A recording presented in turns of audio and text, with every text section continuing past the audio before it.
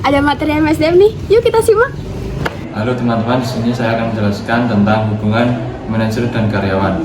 Hubungan manajer dan karyawan adalah aspek penting dalam bisnis sehari-hari.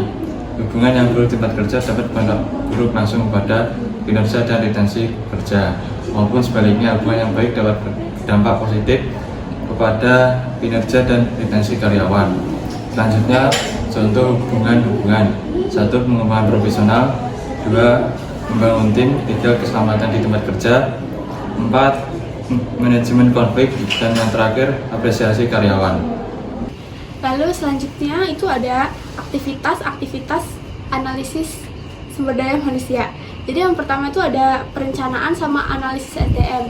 Nah, aktivitas ini tuh dilakukan karena untuk mengantisipasi kekuatan yang akan mempengaruhi pasokan dan permintaan akan tenaga kerja. Aktivitas analisis ini juga nggak kalah penting ya.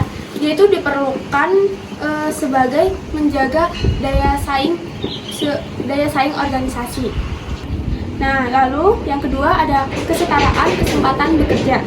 Jadi kepatuhan pada hukum dan peraturan, kesetaraan kesempatan bekerja atau EEO itu mempengaruhi aktivitas SDM lainnya dan menjadi bagian yang tidak terpisahkan dari manajemen SDM. Lalu yang ketiga ada perekrutan atau staffing. Jadi sasaran perekrutan ini itu untuk menyediakan pasokan tenaga kerja yang cukup untuk memenuhi kebutuhan organisasi. Nah, dengan kita mengerti apa yang dibutuhkan oleh tenaga kerja ini, jadi kita bisa mempermudah analisis pekerjaan kita dan bisa mempersiapkan untuk proses perekrutan. Nah, proses perekrutan atau proses seleksi ini tuh juga sangat ketat dan sangat penting karena harus memenuhi kriteria persyaratan untuk mengisi lowongan pekerjaan yang sesuai dengan job desk tenaga kerja yang dibutuhkan tersebut. Lalu yang keempat ada pengembangan SDM. Pekerjaan ini pasti mic aku dimatiin ya. Sekarang yaitu nomor 4, yaitu pengembangan SDM. Setiap pekerjaan itu pasti akan berkembang. Oleh karena itu SDM itu perlu dikembangkan supaya perusahaan bisa mengatasi atau menyiapkan perusahaannya untuk menghadapi tantangan ke depannya. Selanjutnya yaitu kompensasi dan keuntungan. Pemberian kompensasi dan keuntungan pada tenaga kerja itu juga perlu dikarenakan tenaga kerja itu sudah bekerja pada perusahaan, sehingga perusahaan harus memberikan keuntungan, pembayaran atau inisiatif lainnya pada tenaga kerja. Dan perusahaan juga harus bisa meningkatkan atau mengembangkan cara memberikan upah pada tenaga kerja tempatnya. Selanjutnya adalah kesehatan dan keselamatan tenaga kerja. Kesehatan dan keselamatan fisik tenaga kerja itu sebenarnya juga penting karena itu perlu diawasi. Terakhir yaitu kesehatan, keselamatan dan keamanan tenaga kerja. Juga akan ada undang-undang yang mengatur tentang kesehatan dan keselamatan tenaga kerja yang nantinya itu bisa membuat perusahaan bisa menangani atau bisa ditanggap lagi dalam menangani kasus tersebut. Dan perusahaan bisa mengurangi kecelakaan atau menjaga karyawannya di tenaga kerja tersebut. Ngapain? Ini nih aku lagi ngadepin tantangan SDM di masa sekarang. Emang tantangan SDM apa aja sih? Aku kasih tau ya. Tapi aku boleh duduk gak sih? Boleh, duduk aja. Semarang panas banget. Iya. Nah, jadi tantangan SDM di masa sekarang itu yang pertama ada perubahan lingkungan. Jadi sekarang kan dunia tuh berubah terus gitu ya. Jadi mau nggak mau bisnis itu harus siap mengikuti perubahan lingkungan bisnis. Nah, terus sebisa mungkin itu perusahaan harus bisa menghindari pengaruh negatif dan sebisa mungkin juga perusahaan itu harus bisa mengapresiasi karyawannya yang bisa berkreasi dan berinovasi. Lalu yang kedua ada keragaman tenaga kerja. Nah, di sini tuh SDM harus bisa beradaptasi dan membuka diri terhadap keberagaman karakteristik dan sifat tenaga kerja.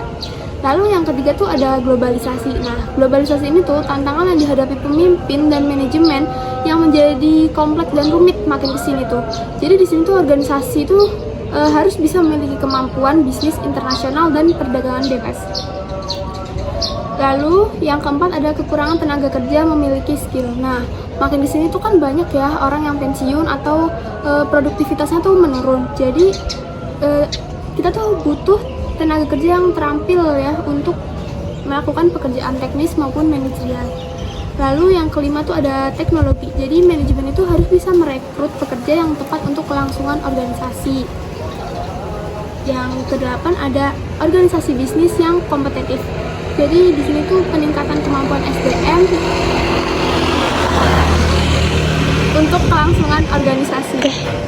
Nah, yang terakhir itu ada penyesuaian tenaga kerja dan manajemen. Jadi organisasi itu perlu menyesuaikan tenaga kerja baik lokal maupun global. Jadi kayak tenaga kerja yang lokal itu butuh kriterianya itu kayak apa dan global itu kayak apa. Nah, di sini tuh kita juga perlu analisis pekerjaan. Gitu ya, guys. A few moments later. Lun, kenapa lagi sih? Lagi bingung banget nih, kayak orangnya ada tapi perannya tuh nggak ada gitu loh. Duh. Itu mah bukan peran MSDM. Sini aku kasih tahu apa itu peran MSDM. Untuk peran MSDM sendiri itu ada 3. Yang pertama ada peran administrasi. Pada peran administrasi itu lebih fokus pada proses pencatatan database dan arsip pegawai dan juga proses klaim keuntungan. Ada juga proses pencatatan lainnya. Dan kedua yaitu ada proses operasional.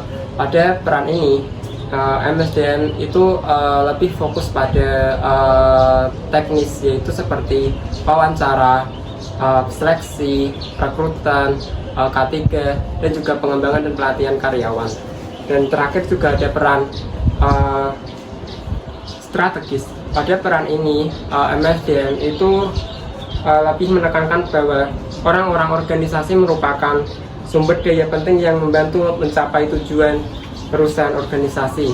Oleh karena itu memastikan bahwa SDM itu dikelola dengan baik dan juga dikembangkan secara efektif.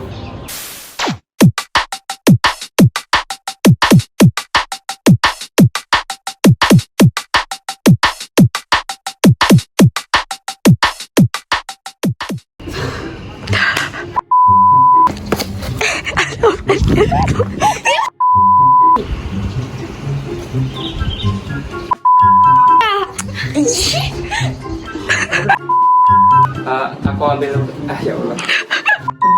Dan karyawan manajer.